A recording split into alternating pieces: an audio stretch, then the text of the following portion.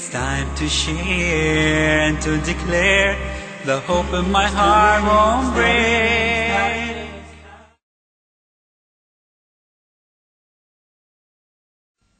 মনে করেন এখন একজন ছাত্র সে পাশ করলো বিএসসি ব্যাচেলর অফ সায়েন্স। এখন বিজ্ঞানের বিভিন্ন বিষয়ে সে আইজ্যাক নিউটনের চেয়ে অনেক বেশি জানে। আইজ্যাক নিউটন হলেন পৃথিবীর সেরা বিজ্ঞানী, জানেন তো? আইজ্যাক নিউটন 1 নম্বর। মাইকেল এইচ হার্ট একটা বই লিখেছিলেন ইতিহাসের সবচেয়ে প্রভাবশালী 100 জন। তিনি 1 নম্বরে বসিয়েছিলেন আমাদের নবীজি মুহাম্মদ সাল্লাল্লাহু আলাইহি ওয়াসাল্লামকে। 2 নম্বর আইজ্যাক নিউটন। কিন্তু কেউ যদি আমার কাছে এসে বলে, ধরেন আপনার ছেলে বিএসসি পাস করেছে অথবা আপনি বিএসসি পাস করেছেন, তখন কি আপনি বলবেন যে আমি আইজ্যাক নিউটনের চেয়ে অনেক বেশি জানি? দেখেন, আপনি হয়তো অনেক কিছু জানেন যেগুলো আইজ্যাক নিউটন জানতেন না। তবে বিজ্ঞান আর প্রযুক্তির ক্ষেত্রে আইজ্যাক নিউটনের যে ব্রেন ছিল, নোবেল বিজয়ী বিজ্ঞানীদেরও সেই ব্রেন নেই। আইজ্যাক নিউটনের ব্রেন অসাধারণ, তবে তার হাতে রিসোর্স কম ছিল। বিজ্ঞানের অগ্রগতিতে তার অবদান অভূতপূর্ব, এজন্য তাকে বলা হয়েছে ইতিহাসের সেরা বিজ্ঞানীদের একজন। তবে বর্তমানে একজন বিএসসি গ্র্যাজুয়েট নিউটনের চেয়ে অনেক বেশি জানে। সে নিউটনের থিওরিগুলো জানে, নিউটনের থিওরির কারেকশনগুলো সে জানে। নিউটনের কিছু ভুল ছিল, পরবর্তীতে অন্যান্য বিজ্ঞানীরা এসে নিউটনের থিওরিগুলো ভুল শুধরে দিয়েছেন। তাহলে একজন বিএসসি গ্র্যাজুয়েট বর্তমানের, সে আইজ্যাক নিউটনের চেয়ে হয়তো অনেক বেশি জানে, কিন্তু তাতে সে আইজ্যাক নিউটনের চেয়ে বড় বিজ্ঞানী কিন্তু হয়ে যাচ্ছে না। একইভাবে আমরা এখন হাদিসগুলো খুব সহজেই পেতে পারি। তার কারণ এই বিশেষজ্ঞগণ, ইমাম বুখারী, ইমাম মুসলিম আর অনেকে এই হাদিসগুলো সংগ্রহ করেছেন। এর ফলে আমরা সহজেই জানতে পারি যে এই হাদিসটা সহিহ কিনা। বিজ্ঞান ও প্রযুক্তির কারণে এটা সহজ হয়ে গেছে। তার মানে এই না যে আমরা এই 4 জন ইমামের চেয়ে বড়, আমরা অনেক বেশি জানি, না, মোটেও ঠিক না। আমি এই দাবি করব না, অন্য কোনো মুসলিমও করবে না। এমন না যে আমরা তাদের চেয়ে বড়, অনেক বেশি জানি। বর্তমানের বিজ্ঞান আর প্রযুক্তির কারণে আমরা এগুলো সহজেই জানতে পারি। তাই এই পয়েন্টটা আপনাদের পরিষ্কার করেই বললাম। এজন্যই বলেছিলাম যে টপিকটা স্পর্শকাতর। 4 জন ইমামকেই আমরা শ্রদ্ধা করি, তাদের সবাইকে ভালোবাসি। আর মুসলিম উম্মার একতার জন্য যে সমাধানটা, সেটা আমাদের কাছেই আছে। লেকচারের শুরুতে যে আয়াতটা বলেছিলাম, আল্লাহ পবিত্র কোরআনে বলেছেন, সূরা ইমরানের 103 নম্বর আয়াতে বলা হয়েছে, ওয়াতাসিমু বিহাবলিল্লাহি জামিআন ওয়া লা তাফাররাকু। তোমরা সবাই আল্লাহর রজ্জু শক্ত করে ধরো, পরস্পর বিচ্ছিন্ন হও না। আল্লাহ তাআলার রজ্জু কোনটা? আল্লাহর রজ্জু হলো এই পবিত্র কোরআন। আল্লাহ বলেছেন, তোমরা সবাই আল্লাহর রজ্জু শক্ত করে ধরো, পরস্পর বিচ্ছিন্ন হও না। ওয়াতাসিমু বিহাবলিল্লাহি জামিআন ওয়া লা তাফাররাকু। সবাই আল্লাহর রজ্জু শক্ত করে ধরো, পরস্পর বিচ্ছিন্ন হও না। শক্ত করে ধরো আর বিচ্ছিন্ন হও না, ডাবল গুরুত্ব, দ্বিগুণ গুরুত্ব। আর পবিত্র কোরআনের অনেক আয়াতে বলা হয়েছে, আতিউল্লাহ ওয়া আতিউর রাসূল। আল্লাহ এবং তার রাসূলকে মেনে চলো। আল্লাহ আমাদের মুসলিমদের এই আদেশ দিয়েছেন। অনেক জায়গায় তিনি বলেছেন, সব মিলিয়ে 20টারও বেশি আয়াতে, পবিত্র কোরআনে 20টারও বেশি আয়াতে আল্লাহ তাআলা বলেছেন, আতিউল্লাহ ওয়া আতিউর রাসূল। সূরা ইমরানের 32 নম্বর আয়াতে উল্লেখ করা হয়েছে, সূরা ইমরানের 132 নম্বর আয়াতে উল্লেখ করা হয়েছে, সূরা নিসার 13 নম্বর আয়াতে উল্লেখ করা হয়েছে, সূরা নিসার 59 নম্বর আয়াতে উল্লেখ করা হয়েছে, সূরা নিসার 69 নম্বর আয়াতে উল্লেখ করা হয়েছে, সূরা নিসার 80 নম্বর আয়াতে উল্লেখ করা হয়েছে, সূরা মাইদার 92 নম্বর আয়াতে উল্লেখ করা হয়েছে, সূরা আনফালের 1 নম্বর আয়াতে উল্লেখ করা হয়েছে, সূরা আনফালের 20 নম্বর আয়াতে উল্লেখ করা হয়েছে, সূরা আনফালের 46 নম্বর আয়াতে বলা হয়েছে, সূরা তাওবার 71 নম্বর আয়াতে উল্লেখ করা হয়েছে, সূরা নূরের 47 নম্বর আয়াতে উল্লেখ করা হয়েছে, সূরা নূরের 52 নম্বর আয়াতে উল্লেখ করা হয়েছে, সূরা নূরের 54 নম্বর আয়াতে উল্লেখ করা হয়েছে, সূরা আহজাবের 31 নম্বর আয়াতে উল্লেখ করা হয়েছে, সূরা আহজাবের 33 নম্বর আয়াতে উল্লেখ করা হয়েছে, সূরা মুহাম্মদের 33 নম্বর আয়াতে উল্লেখ করা হয়েছে, সূরা ফাতার 17 নম্বর আয়াতে উল্লেখ করা হয়েছে, সূরা হুজরাতের 14 নম্বর আয়াতে উল্লেখ করা হয়েছে, সূরা মুজাদিলার 13 নম্বর আয়াতে উল্লেখ করা হয়েছে, সূরা তাগাবুনের 12 নম্বর আয়াতে উল্লেখ করা হয়েছে। পবিত্র কোরআনে 20টারও বেশি আয়াতে আল্লাহ বলেছেন, আতিউল্লাহ ওয়া আতিউর রাসূল। আল্লাহকে মানো এবং তার রাসূলকে মানো।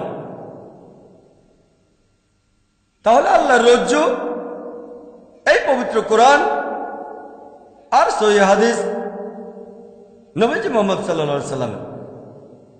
আল্লাহ তাআলা আমাদের বলেছেন তোমরা সবাই আল্লাহর রজ্জু শক্ত করে ধরো আর পরস্পর বিচ্ছিন্ন হও না। পবিত্র কোরআন এবং সহিহ হাদিস। আল্লাহ পবিত্র কোরআনে বলেছেন সূরা আনামের 159 নম্বর আয়াতে উল্লেখ করা হয়েছে, আল্লাহ বলেছেন যে যারা দিন সম্পর্কে নানা মতে সৃষ্টি করেছে এবং বিভিন্ন দলে বিভক্ত হয়েছে তাদের কোনো দায়িত্ব তোমার নয়। নবীজিকে বলছেন তাদের কোনো দায়িত্ব তোমার নয়, তাদের বিষয় আল্লাহর এখতিয়ারভুক্ত। আল্লাহ তাদের কৃতকর্ম সম্পর্কে অবহিত করবেন আর আল্লাহ তাদের বলবেন যে সত্যিটা কি। আল্লাহ নবীজিকে বলছেন যারা ধর্মে নানা মতে সৃষ্টি করে আর বিভিন্ন দলে বিভক্ত হয়, হে নবী তাদের কোনো দায়িত্ব তোমার নয়, তাদের বিষয় আল্লাহর এখতিয়ারভুক্ত। আল্লাহ তাদের কৃতকর্ম সম্পর্কে অবহিত করবেন। তার মানে ইসলাম ধর্মে বিভিন্ন দল তৈরি করা হচ্ছে হারাম, এটা নিষিদ্ধ। আর পবিত্র কোরআনে এই কথাটা অনেকবার বলা হয়েছে। আল্লাহ পবিত্র কোরআনে বলেছেন সূরা রুমের 31-32 নম্বর আয়াতে উল্লেখ করা হয়েছে, বলা হয়েছে মুশরিকদের অন্তর্ভুক্ত হয়েও না যারা আল্লাহ সুবহানাহু ওয়া তাআলার শরীক উপাসনা করে,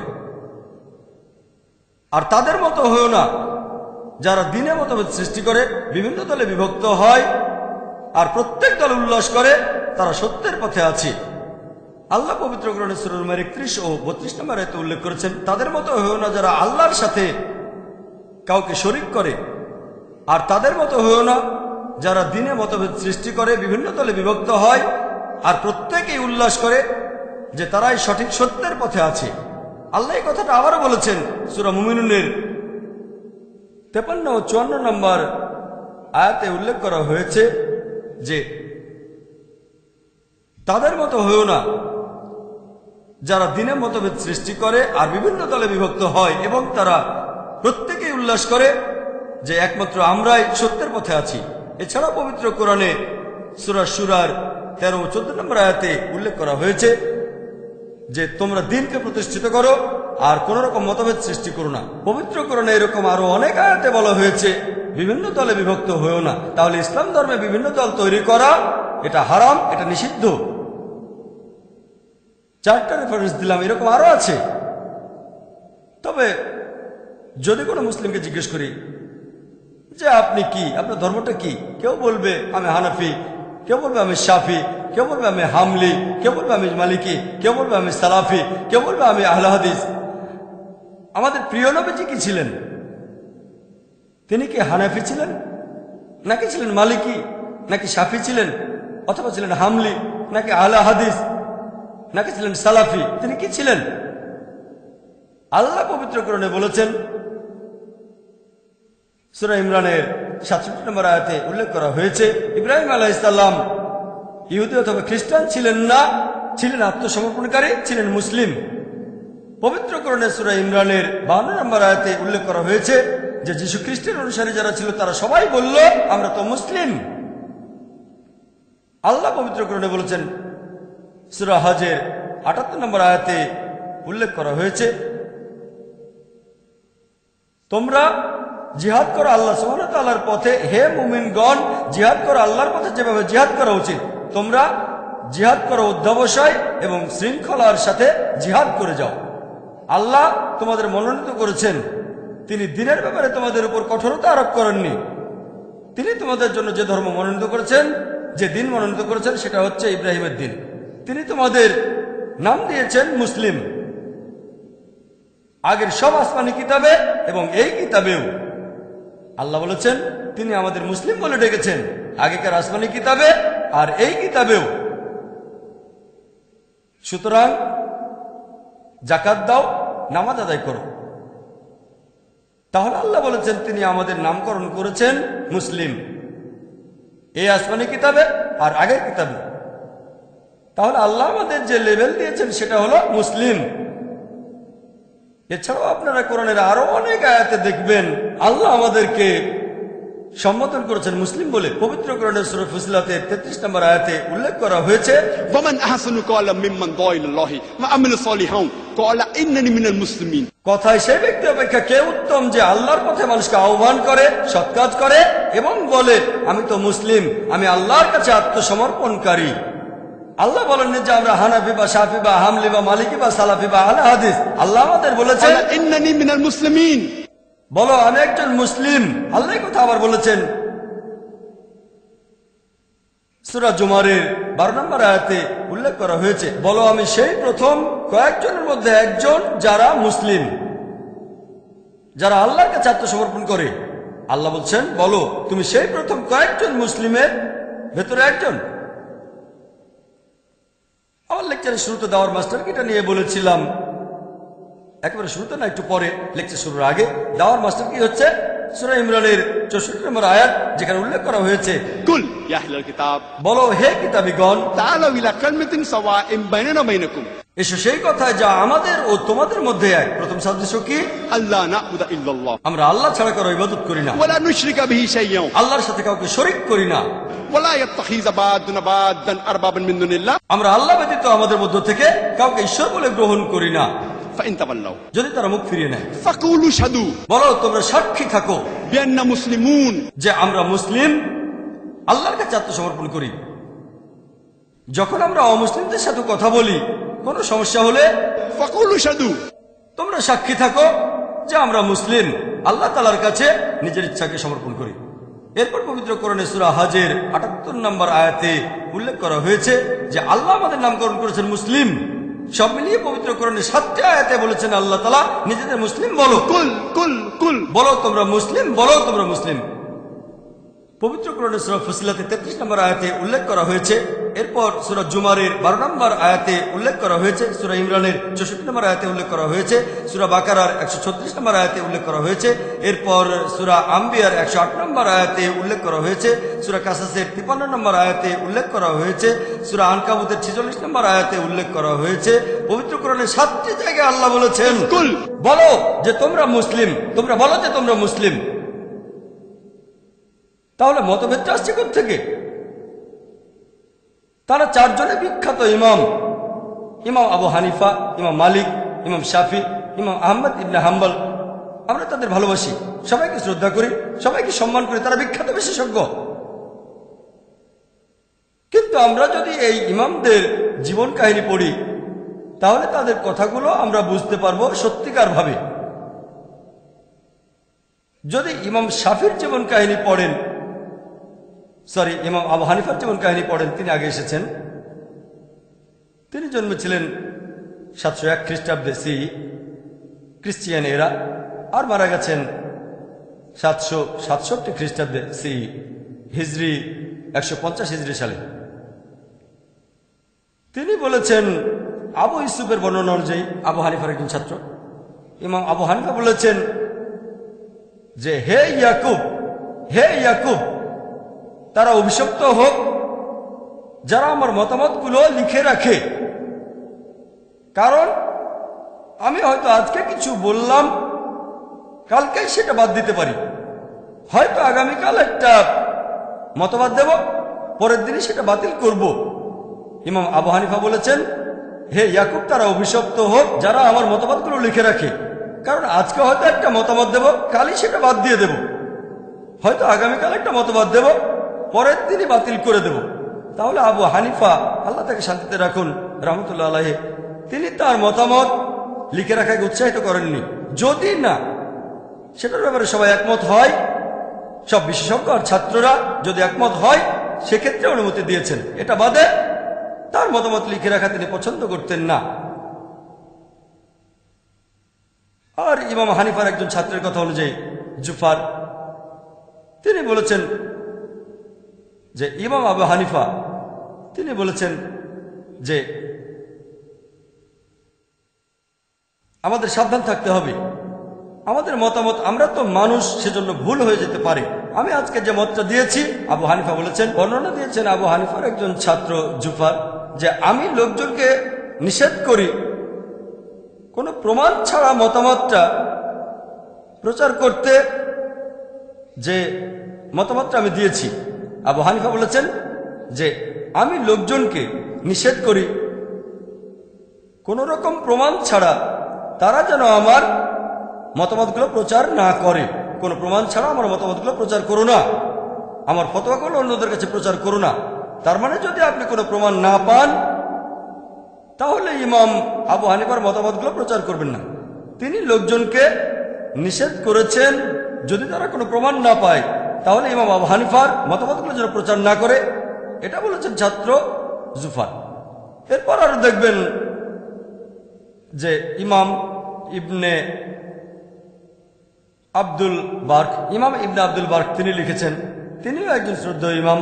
তিনি বলেছেন যে আবু হানিফা বলেছেন, ইমাম আবু হানিফা বলেছেন যে সহিহ হাদিসই আমার মাযহাব।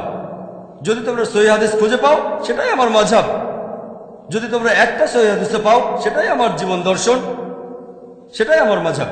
আর আবু হানিফা রাদিয়াল্লাহু আনহুর এক ছাত্র মুহাম্মদের কথা অনুযায়ী বলেছেন, আবু হানিফা বলেছেন যে ইমাম আবু হানিফা বলেছেন যদি আমার কোনো একটা ফতোয়া, আমার কোনো একটা মতামত আল্লাহর কিতাবের বিরুদ্ধে যায় এবং তার রাসূলের কথার বিরুদ্ধে যায়, আমার সে মতবাদ বাতিল করে দাও। তার মানে যদি ইমাম আবু হানিফার এমন কোন ফতোয়া পান যেটা আল্লাহ এবং রাসূলের বিরুদ্ধে যায়, কোরআন হাদিসের বিরুদ্ধে যায়, সেই ফতোয়া বাতিল করে দেন। আর লোকজন যখন জিজ্ঞেস করে আমার অজু কি ভাঙবে যদি দুর্ঘটনাবশত কোনো মহিলাকে স্পর্শ করি, অথবা কেউ যদি জিজ্ঞেস করে যে সূরা ফাতিহা শেষ হলে আমরা শব্দ করে আমিন বলবো না কি বলবো না, তখন আমি বলি যে আমি সূরা ফাতিহা শেষ হলে শব্দ করে আমিন বলি। ধরেন ইমাম জামাতে পড়াচ্ছেন ফজরের নামাজ অথবা মাগরিব বা ইশার নামাজ, ইমাম যখন বললেন আমি শব্দ করি বলি আমিন। আর এই কারণেই আমি একজন পাক্কা হানাফি। আবু হানিফা বলেছেন যদি দেখো আমার কোনো মতামত, আমার কোনো ফতোয়া আল্লাহর কিতাব এবং রাসূলের বিরুদ্ধে যাচ্ছে, আমার ফতোয়া বাতিল করে দাও।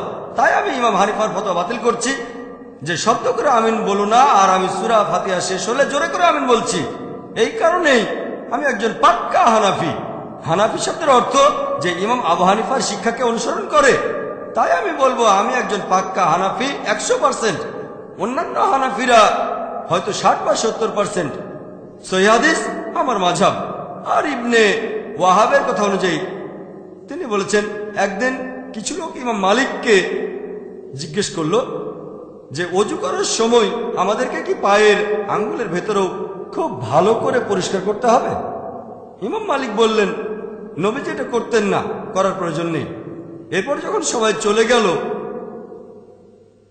ইবনে ওয়াহাব ইমাম মালিককে বললেন, একটা হাদিসের উদ্ধৃতি দিলেন, সেই হাদিসটার বর্ণনা দিলেন। এখানে সম্পর্কে বলা হয়েছে যে আমাদের নবীজি ওজুর সময় তার পায়ের আঙ্গুলের ভেতরেও পরিষ্কার করতেন। ইমাম মালিক বললেন ঠিক, এটা তো ভালো হাদিস, সহিহ হাদিস। পরবর্তীতে যদি কেউ ইমাম মালিককে প্রশ্ন করতো যে অজু করার সময়কে আমরা পায়ের আঙ্গুলের ভেতরও পরিষ্কার করব, তিনি বলতেন হ্যাঁ, মতামতটা বদলে ফেললেন। তাহলে সহিহ হাদিসে যা বলা হয়েছে তার মতামতটা সেই অনুযায়ী হবে।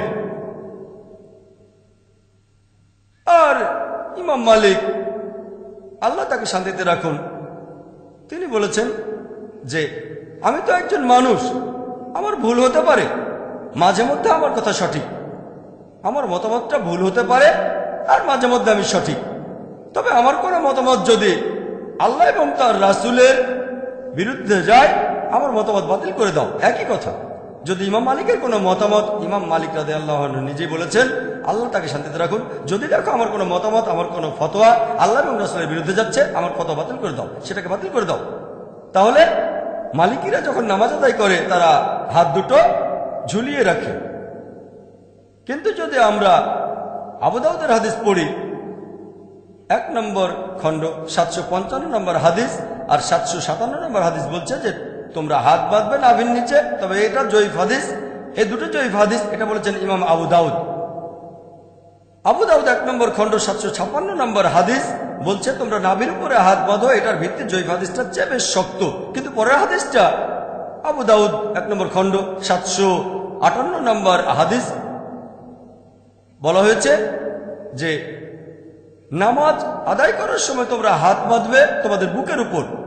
বলা হয়েছে এটা আরো শক্ত হাদিস, যদিও এটা মুরসাল হাদিস। মুরসাল মানে এখানে কিছু অংশ বাদ দেওয়া হয়েছে, কিন্তু তাফসিরে বলা হয়েছে এটা অন্যান্য হাদিসের চেয়ে বেশ মজবুত হাদিস। আপনারা যদি ইবনে খুজাইমার হাদিস পড়েন, সেখানেও বলা হয়েছে নবীজি সাল্লাল্লাহু আলাইহি সাল্লাম বুকের কাছে হাত বাঁধতেন।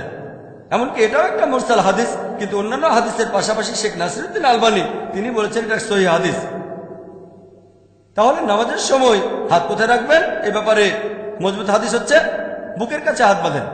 তাই আমি যখন নামাজ পড়ি আমি হাত রাখি আমার বুকের উপর, সেজন্যই বলেছি আমি একজন পাক্কা মালিকি।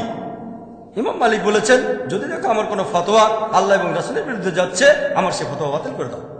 এখন যদি মালিকিরা বলে ইমাম মালিক বলেছেন তোমাদের বুকের কাছে হাত বাঁধো, যদিও তিনি বলেননি, তারপরে ধরে নিলাম যে তিনি বলেছেন। তিনি আরো বলেছেন যদি আমার কোনো ফতোয়া আল্লাহ রাসূলের বিরুদ্ধে যায় তাহলে সেটা বাদ দিয়ে দাও, আমি তার ফতোয়াকে বাদ দিয়েছি। নামাজের সময় হাত বাঁধি বুকের উপরে, আর সেজন্য আমি পাক্কা মালিকি, 100%, কোনো ফাঁক নেই। অন্যান্য মালিকরা হয়তো 60-70%, আর আমি 100% সম্পূর্ণ মালিকি। আর আপনারা যদি ইতিহাস পড়েন, আব্বাসীদের শাসন আমলে যখন আব্বাসীয় খলিফারা শাসন করতেন, আবু জাফর আর হারুনুর রশিদ, এই দুজন খলিফায় তারা ইমাম মালিকের ফতোয়াগুলো ছাপাতে চেয়েছিলেন, যেটাকে বলা হয় মুয়াত্তা মালিক।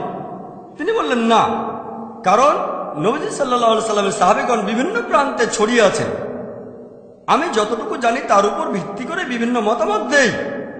যেহেতু নবীজি সাল্লাল্লাহু আলাইহি সাল্লামের সাহাবীগণ পৃথিবীর বিভিন্ন প্রান্তে ছড়িয়ে আছেন, আমি নিশ্চিতভাবে বলতে পারি না যে আমার মতামতে সঠিক কিনা। সেজন্য তিনি তার মুয়াত্তা লেখার জন্য খলিফাদেরকে অনুমতি দেননি। তার ফতোয়াকে তিনি সেই দেশের আইন বলে মেনে নিতে রাজি হননি। চিন্তা করেন, ইমাম মালিক ব্যাপারটাকে এভাবেই দেখতেন। আল্লাহ তাকে শান্তিতে রাখুন। এরপর আছেন ইমাম শাফি। ইমাম শাফি তিনি ইমাম মালিকের ছাত্র ছিলেন, এছাড়াও তিনি ইমাম হানিফার একজন ছাত্রের ছাত্র ছিলেন। আর ইমাম শাফি বলেছেন এটা সম্ভব না যে একজন মানুষ নবীজি সাল্লাল্লাহু আলাইহি সাল্লামের সবগুলো হাদিসই জানবে। যদি আপনি কোনো একটা হাদিস না জানেন, আপনার ফতোয়া ভুল হতে পারে। আর এই কারণেই তিনি বলেছেন যদি দেখো কোনো মতামত ইমাম মালিকের মতামত অথবা আমার মতামত বা ইমাম মালিকের বা আল আউজারির বা থাউরির, আগে দেখো তারা এটা কোথায় পেয়েছেন, তার উৎসটা কোথায়। তিনি বলেছেন আমার মতামত অন্ধভাবে অনুসরণ করো না, চোখ বুঝে আমাকে অনুসরণ করো না, আগে দেখো মতামতটা কোত্থেকে পেয়েছেন, পেছনে যাও। আর ইমাম শাফি আল্লাহ তাকে শান্তিতে রাখুন রহমতুল্লাহ আলাইহি, তিনি বলেছেন যে যদি কোনো সহিহ হাদিস খুঁজে পাও সেটাই আমার মাযহাব। তাহলে ইমাম শাফির মাযহাবটা হচ্ছে সহিহ হাদিসের মাযহাব। তিনি বলেছেন যদি কোনো সহিহ হাদিস খুঁজে পাও যেটা আমার মতামতের বিরুদ্ধে যায়, মতামতটা বাতিল করে দাও। ইমাম শাফি বলেছেন যদি দেখো আমার কোনো ফতোয়া আল্লাহ এবং রাসূলের বিরুদ্ধে যাচ্ছে, আমার ফতোয়া বাদ দিয়ে দাও। লোকজন যদি আমাকে জিজ্ঞেস করে যদি ওযু অবস্থায় থাকি তখন কোনো মহিলাকে টাচ করে বা মহিলা আমাকে টাচ করে, ওযু কি ভেঙে যাবে আমার? আমি বলবো না, এতে ওযু ভাঙবে না, কারণ বেশ কিছু সহিহ হাদিস আছে আবু দাউদ এবং সহিহ মুসলিমে যে ওযু ভেঙে যাবে না। তাহলে এজন্য আমি পাক্কা শাফি, কারণ ইমাম শাফি বলেছেন যদি তোমরা দেখো যে আমার কোনো ফতোয়া আল্লাহর কালাম এবং নবীজির হাদিসের বিরুদ্ধে যাচ্ছে, অন্য কথা বলছে, আমার ফতোয়া বাদ দিয়ে দাও। এই কারণে আমি একজন পাক্কা শাফি। অন্যান্য শাফিরা হয়তো 60-70% শাফি বা 80%, তবে 100% না, আমি একেবারে পাক্কা শাফি। আর আপনার ইতিহাস পড়লে দেখবেন ইমাম শাফি তিনি তখন বাগদাদে, ইমাম শাফি তার ফতোয়া নিয়ে একটা বই লিখেছিলেন যার নাম আল হুজ্জা। পরবর্তীতে তিনি একবার মিশরে গিয়ে আবার ফিরে এলেন। তারপর তিনি ইমাম লায়েত ইবনে সাদের ছাত্রদের অধীনে পড়াশোনা করলেন। এ সময় অনেক বিষয়ে তার দৃষ্টিভঙ্গি বদলে গেল। তিনি নতুন একটা বই লিখলেন আলুম। তাহলে ইমাম শাফি প্রথমে একটা বই লিখেছেন আল হুজ্জা, পরে আরেকটা নতুন বই আলুম। তার মানে ইমাম শাফি যখন ইমাম লায়েতের ছাত্রের কাছে পড়েছেন, মানুষের একটা ভুল ধারণা আছে যে ইমাম মাত্র 4 জন, আর অনেক আছেন। এই 4 জন ইমাম তারা অনেক জনপ্রিয়, কারণ তাদের ছাত্ররা তাদের কথা প্রচার করেছেন। এছাড়াও আরো ইমাম ছিলেন, যেমন ইমাম লায়েত ইবনে সাদ। ইমাম শাফি একটা কথা বলেছিলেন, যদিও তিনি ইমাম মালিকের ছাত্র ছিলেন, তিনি বলেছেন যে ইমাম লায়েতের ফিকা সম্পর্কে যে জ্ঞান আছে সেটা ইমাম মালিকের চেয়েও অনেক বেশি। ইমাম শাফি এটা বলতে পারেন, আমরা পারি না। এছাড়াও আরো অনেক ইমাম আছেন। চতুর্থ ইমাম ইমাম আহমদ ইবনে হাম্বল। ইমাম আহমদ ইবনে হাম্বলও একই মত পোষণ করতেন। তিনি এত কঠোর ছিলেন যে ইমাম আবু হানিফা তিনি বলেছেন, নিশ্চিত না হওয়া পর্যন্ত আমার কোনো ফতোয়া লিখো না যদি সেটাতে সবাই একমত হয়। ইমাম আহমদ ইবনে হাম্বল এর চেয়ে অনেক বেশি কড়া ছিলেন। তিনি বলেছেন, আমার কোনো মতামতই লিখে রেখো না। যদি আমার মতামতকে যাচাই করতে চাও, অথবা ইমাম মালিকের মতামত, আমার মতামত বা ইমাম মালিক, ইমাম শাফি, ইমাম আবু হানিফা প্রধান উৎসগুলো দেখো। আর যদি দেখো আমার কোনো ফতোয়া আল্লাহ এবং তার রাসূলের বিরুদ্ধে যাচ্ছে, ফতোয়া বাতিল করে দাও। এই কারণেই আমি বলছি, আমি একজন 100% হামলি। হামলি মানে তো যারা ইমাম আহমদ ইবনে হাম্বলকে অনুসরণ করে চলে, আমি পুরো 100% হামলি। আর অন্য হামলিরা হয়তো 70 বা 80%। তাহলে যদি বলেন যে ইমাম আবু হানিফা যা বলেছেন আল্লাহ সুবহানাহু ওয়া তাআলা তাকে শান্তিতে রাখুন, সেগুলো মানলে হবেন হানাফি। আমি একজন পাক্কা হানাফি, 100% হানাফি।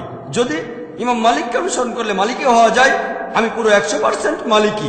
আর যদি ইমাম শাফিকে অনুসরণ করলে শাফি হওয়া যায়, আমি 100% শাফি। আর যদি ইমাম আহমদ ইবনে হাম্বলকে মেনে চললে হামলি হওয়া যায়, আমি তাহলে 100% পাক্কা হামলি। কারণ এই চারজন বিখ্যাত ইমামই বলেছেন, যদি দেখো আমার কোনো ফতোয়া আল্লাহ এবং রাসূলের বিরুদ্ধে যাচ্ছে, আমার ফতোয়া বাদ দিয়ে দাও তোমরা। দেখেন, এই চারজন ইমামের অনুসারী এই মাযহাবগুলো আসলে কি? মাযহাব শব্দের অর্থ কি?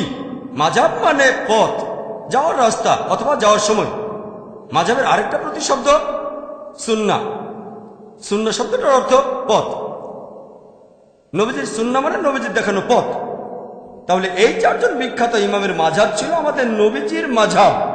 চারজন ইমামই বলেছেন, যদি কোনো সহিহ হাদিস পাও আমার ফতোয়া বাদ দাও। তার মানে এই চারজন ইমাম, তাদের মাযহাব ছিল আমাদের রাসূলের মাযহাব। সহজ, রাসূলের দেখানো পথ। ইমাম আবু হানিফা রাদিয়াল্লাহু আনহু, আল্লাহ তাকে শান্তিতে রাখুন, তিনি নতুন করে হানাফি মাযহাব বলে কিছু চালু করেননি। ইমাম মালিকি মাযহাব নামে নতুন কিছু চালু করেননি। ইমাম শাফি নতুন করে শাফি মাযহাব চালু করেননি তিনি। ইমাম আহমদ ইবনে হাম্বল তিনি হামলি মাযহাব নামে নতুন কিছু চালু করেননি। তারা সবাই নবীজির মাযহাব অনুসরণ করেছেন। খ্রিস্টানদের মধ্যেও এরকম একটা ভুল ধারণা আছে, যীশু খ্রিস্ট খ্রিস্টান ধর্ম প্রচার করতে আসেননি, তিনি এসেছিলেন ইসলাম প্রচার করতে।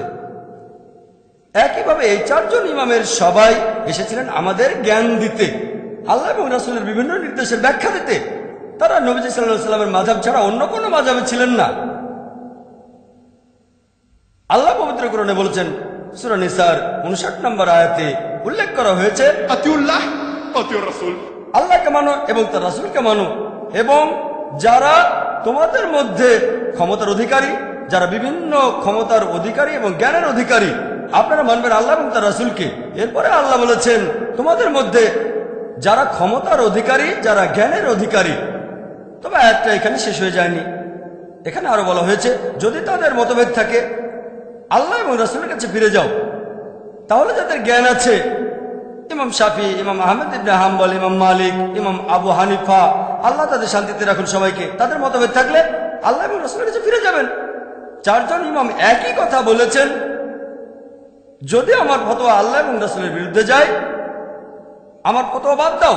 আল্লাহ একই কথা বলেছেন, আতিউল্লাহ আতিউর রাসূল, আল্লাহ এবং রাসূলকে মানো। এবং যারা ক্ষমতার অধিকারী, যারা জ্ঞানের অধিকারী, তাদের মতভেদ থাকলে আল্লাহ এবং রাসূলের কাছে ফিরে যাও। যদি আল্লাহ এবং শেষ বিচারের দিনে বিশ্বাস রাখো, কারণ এটাই হলো উত্তম এবং পরিণামে প্রকৃষ্টতর। কোন রকম মতভেদ থাকলে আমরা কি করব? আল্লাহ এবং রাসূলের কাছে ফিরে যাব। ব্যাপারটা খুব সহজ। তবে কিছু মুসলিম আছে যারা আমাকে প্রশ্ন করতে পারে, ভাই জাকির, ভালো, যেসব লোকের কোরআন এবং হাদিসের যথেষ্ট জ্ঞান আছে, তাদের জন্য এটা সহজ যে কোনটা ভুল আর কোনটা ঠিক, কোনটা সহিহ হাদিস আর কোনটা জয়ীফ হাদিস। এখন আমরা কিভাবে সাধারণ মুসলিম হিসেবে, কমন মুসলিমরা বুঝতে পারবো যে কোনটা ঠিক আর কোনটা ভুল? প্রশ্নটা খুবই সুন্দর। আমি তাদের বলি, তারা বলে এই জন্য আমরা তাকলিদ করি।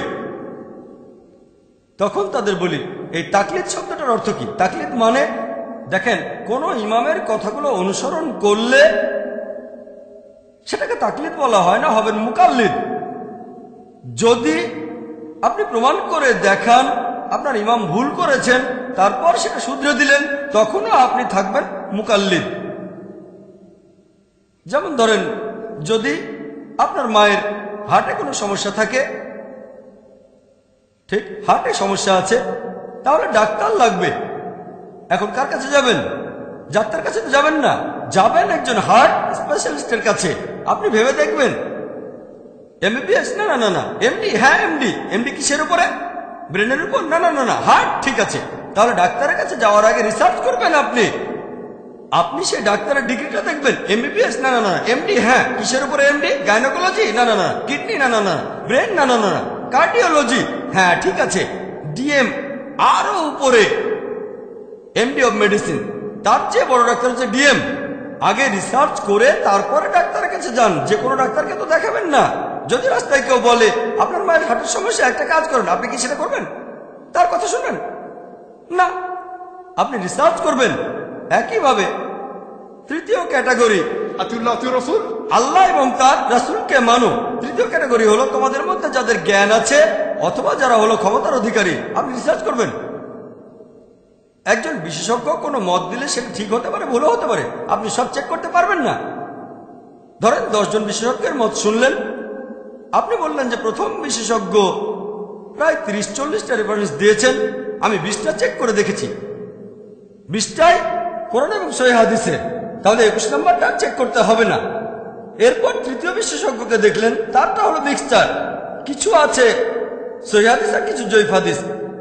তৃতীয় বিশেষজ্ঞ, তার বলা বেশিরভাগ কথাই হচ্ছে ভিত্তিহীন, সেখানে কোনো সহিহ হাদিস নেই। বুখারী, সহিহ বুখারী খোলেন, 7000-এরও বেশি হাদিস আছে, একটার সাথেও মিলে না। তাহলে অনেক বিশেষজ্ঞ আছেন, আপনি চেক করে দেখবেন। এখন আপনি চেক করে তারপর বুঝতে পারলেন যে হ্যাঁ, প্রথম বিশেষজ্ঞ, হ্যাঁ কথা বলার সময় তিনি রেফারেন্স দেন, সব রেফারেন্সগুলো চেক করি কোরআন হাদিস দিয়ে। তারপর কি হবে? তাদের কোনো প্রশ্ন করলেন, 3 জন বিশেষজ্ঞ মতামত দিলেন, আপনি অটোমেটিক্যালি মানবেন প্রথম জনের কথা, কারণ এর আগে তার 20টা রেফারেন্স চেক করেছেন, সবগুলোই ঠিক ছিল। তাহলে ইনশাল্লাহ 21 নম্বর রেফারেন্সটাও ঠিক হবে। প্রত্যেক মুসলিম বিশেষজ্ঞের বলা সবকিছু চেক করতে পারবেন না। আপনি এখানে আগে রিসার্চ করে নেবেন। প্রথম যে বিশেষজ্ঞ, হ্যাঁ তিনি কোরআন হাদিস নিয়ে কথা বলেন। ধরেন মোট 4 জন বিশেষজ্ঞ, ইনি হলেন প্রথম বিশেষজ্ঞ। এরপর দ্বিতীয় বিশেষজ্ঞ যা বলেছেন তার কিছু সঠিক কিছু বেঠিক। এরপর তৃতীয় যে বিশেষজ্ঞ, বেশিরভাগই ভুল। তাহলে আপনি রিসার্চ করে বোঝার চেষ্টা করবেন যে কেমন বিশেষজ্ঞ। তারপর যদি রিসার্চ না করে প্রথম বিশেষজ্ঞকে মেনে চলেন, কোনো সমস্যা নেই। তবে ধরেন আপনি প্রথম বিশেষজ্ঞের কথা মানেন, তার উপরে রিসার্চ করেছেন, আরেকজন বিশেষজ্ঞ বললেন প্রথমজন যা বলেছেন সেটা ভুল, আমি প্রমাণ করে দেখাতে পারি কোরআন এবং হাদিস দিয়ে। প্রমাণটা চেক করেন, যদি প্রমাণ ভুল হয় তাকে বাতিল করেন, প্রথমজনকে মেনে চলেন। কিন্তু সেই প্রমাণটা সেই বিশেষজ্ঞ যেটা দেখিয়েছেন যে কোরআন আর হাদিসের কথা প্রথম বিশেষজ্ঞের কথার বিরুদ্ধে যাচ্ছে, তাহলে প্রথম বিশেষজ্ঞের কথা বাতিল করে দেন। এখানে আরেকটা উদাহরণ দেই। যেমন ধরেন আমি যখন কিছু শুনি, আমি যেটা বলি লেকচারের আগে আমি রিসার্চ করি, কিন্তু আমার মাথার ভেতরে আরো অনেক তথ্য আছে, অনেক ইনফরমেশন আছে যেগুলো চেক করা হয়নি। তারপরও ক্যাটাগরি করি। যেমন ধরেন, যদি আমি শেখ নাসিরুদ্দিন আলবানীর কোনো মতামত শুনি, মাশাআল্লাহ তিনি কিছুদিন আগে মারা গেছেন, আমার মতে তিনি বর্তমান সময়ের অন্যতম সেরা মুহাদ্দিস ছিলেন, তাই তিনি যা বলেছেন আমি সেগুলো অনুসরণ করি, কারণ আমি চেক করে দেখেছি তিনি মাশাআল্লাহ কোরআন হাদিস অনুযায়ী কথা বলতেন। কিন্তু কেউ যদি ফতোয়া দেন নাসিরুদ্দিন আলবানীর বিরুদ্ধে, যদি সেটা কোরআন হাদিস অনুযায়ী হয়, নাসিরুদ্দিন আলবানীর ফতোয়াটাকে আমি বাতিল করে দেব, করতে পারি। তবে আমি জানি যে প্রত্যেক মানুষই ভুল করতে পারে। ইমাম শাফি ভুল করেছেন, ইমাম আবু হানিফা ভুল করেছেন, ইমাম আহমদ ইবনে হাম্বল, ইমাম মালিকও ভুল করেছেন। তাহলে নাসিরুদ্দিন আলবানী ভুল করতে পারেন? তবে সেই বিশেষজ্ঞদের একজন যারা কোরআন হাদিস অনুযায়ী কথা বলেন, তাহলে যদি কেউ ফতোয়া দেন এখানকার স্থানীয় লোক আর নাসিরুদ্দিন আলবানী, আমি আলবানীর কথাটাই মানবো যদি হাতে সময় থাকে। তবে লেকচারে কিছু বললে সেটা আমি চেক করি, লেকচারটা চেক করে নিই। কারণ সেটা দায়িত্ব আমার। তবে যদি আমি কোনো মতামত দিতে চাই, আমার পক্ষে সব হাদিস চেক করা সম্ভব না, কঠিন, সাধারণ মানুষের পক্ষে কঠিন। তাই দেখতে হবে কোন বিশেষজ্ঞের কথা শুনছেন, অথবা কোন বইটা পড়ছেন, কার লেখা বই পড়ছেন, কার লেকচারের ক্যাসেট আপনি শুনছেন। এভাবে ক্যাটাগরি করেন। ভালো বিশেষজ্ঞ, এই বিশেষজ্ঞের 20% কথা ভুল, এই বিশেষজ্ঞের 50%, এই বিশেষজ্ঞের 90% ভুল। তারপর যদি হাতে সময় না থাকে আর প্রথম বিশেষজ্ঞের উপরে আপনার ভরসা থাকে, সবকিছু চেক করতে আর হবে না। যদি হাতে সময় থাকে তাহলে চেক করেন, ভালো, আলহামদুলিল্লাহ, মাশাআল্লাহ। যদি সময় থাকে চেক করতে পারেন, তবে এটা তাকলিদ না। যদি কেউ প্রমাণ দেখায় যে আপনি যাকে মেনে চলেন তার কথা ভুল, তারপরও তাকে অন্ধভাবে অনুসরণ করেন, সেটা তাকলিদ। আমরা তাকলিদ করবো শুধু আল্লাহ এবং রাসূলের উদ্দেশ্যে, ব্যাস, আতিউল্লাহ আতিউর রাসূল, ব্যাস, আর কেউ না। সহজ সহজ নিয়ম। এখন কেউ হয়তো আমাকে বলতে পারে, ভাই জাকির, আপনি বলছেন দল তৈরি করবেন না আপনি, কিন্তু নবীজি তো বলে গেছেন 73টা আলাদা দল তৈরি হবে। আমি বলবো, হ্যাঁ, নবীজি বলেছেন এমনটা হবে, বলেননি এটা করা উচিত। আল্লাহ আমাদের নিষেধ করেছেন, তবে নবীজি জানতেন, যদিও আল্লাহ বলেছেন দলে বিভক্ত হয়েও না, তারপরে মুসলিমের বিভক্ত হবে, নবীজি এটা জানতেন। তিনি বলেননি যে বানানো উচিত। আর আপনারা যদি সহিহ হাদিস পড়েন, আবু দাউদ 4579 এবং 4580 নম্বর হাদিস বলা হয়েছে যে নবী মুহাম্মদ সাল্লাল্লাহু আলাইহি ওয়াসাল্লাম বলেছেন যে ইহুদিরা 71 বা 72টা দলে বিভক্ত, খ্রিস্টানরা 70 বা 71টা দলে বিভক্ত, আর মুসলিমরা 73টা দলে বিভক্ত হবে। এরপর তিরমিজিতে আছে 131 নম্বর হাদিস, এছাড়াও তিরমিজির 2643 নম্বর হাদিস। আমাদের নবীজি বলেছেন যে বনী ইসরাইল, ইহুদি এবং খ্রিস্টানরা মোট 72টা দলে বিভক্ত হয়েছে, তবে আমার উম্মাহ তারা 73টা দলে বিভক্ত হবে। একটা দল বাদে অন্য সবাই দোজখে যাবে। সাহাবীগণ প্রশ্ন করলেন, সেই দলে কারা? নবীজি বললেন, যারা আমাকে এবং আমার সহচরদের অনুসরণ করবে। নবীজি বলেছেন 73টা দল তৈরি হবে, সবাই দোজখে যাবে, একটা দল বাদে, যারা নবীজি এবং সাহাবীগণকে অনুসরণ করবে। আরেকটা হাদিস আছে সহিহ বুখারীতে 3 নম্বর খণ্ড 2652 নম্বর হাদিস। নবীজি বলেছেন, সবচেয়ে সেরা মানুষ হলো যারা আমার সময়টাতে ছিল, তার মানে সাহাবীগণ। এরপরে পরবর্তী প্রজন্ম, আর তারপরে তার পরের প্রজন্ম। নবীজি বলেছেন সবচেয়ে সেরা হলো তারা যারা আমার প্রজন্মে ছিল, সাহাবীগণ, তারপরে পরবর্তী প্রজন্ম অর্থাৎ তাবেঈন, এরপরে তারপরের প্রজন্ম, তবে তাবেঈন, শেষ। তাহলে আমরা যদি কিছু গ্রহণ করি সেটা নেব আমাদের নবীজির প্রজন্ম থেকে, মানে সাহাবীগণ, পরবর্তী প্রজন্ম তাবেঈন, এরপরে তাবে তাবেঈন, শেষ। এই 3 প্রজন্ম, এনাদেরকে বলা হয় সালাফি সালেহিন, অর্থাৎ ন্যায়নিষ্ঠ পূর্বপুরুষ অথবা ন্যায়নিষ্ঠ পূর্ববর্তীগণ। সালাফ মানে পূর্বপুরুষ, পূর্ববর্তী। তাহলে শরিয়ার মধ্যে, ইসলামিক শরিয়ায় সবচেয়ে গুরুত্বপূর্ণ ক্যাটাগরি মোট 4টা। এর মধ্যে সবচেয়ে গুরুত্বপূর্ণ পবিত্র কোরআন, আল্লাহ তাআলার কালাম। যদি কোনো কিছু খোঁজেন আর কোরআনে না পান, তাহলে এর পরের উৎসে চলে যাবেন, সেটা হচ্ছে হাদিস, সহিহ হাদিস, আমাদের নবীজির হাদিস। হাদিসগুলোর মধ্যে নবীজি যে নির্দেশগুলো দিয়েছেন সেগুলোর গুরুত্ব তার কাজের চেয়ে বেশি। যদি নবীজির কথা আর কাজে পার্থক্য থাকে, কথার গুরুত্ব বেশি। তৃতীয় উৎস সেটা সাহাবীগণ, ইজমা। 3টা প্রজন্ম, সাহাবীগণ, তাবেঈন, তাবে তাবেঈন, ইজমা। সাহাবীগণের কয়েকজনের মতামত সেটা একজনের মতামতের চেয়ে বেশি গুরুত্ব পাবে। তারপর তাবেঈন, তাবে তাবেঈন, আর একেবারে শেষ উৎস হলো কিয়াস। যদি প্রথম 3টা উৎস থেকে কিছু না পান, কোরআনে পেলেন না, হাদিসে পেলেন না, তারপরে এই 3টা প্রজন্মের জীবন কাহিনীতেও কিছু পেলেন না, তখন ব্যবহার করবেন কিয়াস, সাদৃশ্য দেখে অনুমান করা। إن في خلق السماوات والأرض واختلاف الليل والنهار والفلك التي تجري في البحر بما ينفع الناس وما أنزل الله من السماء من ماء فأحيا به الأرض بعد موتها وبث فيها من كل دابة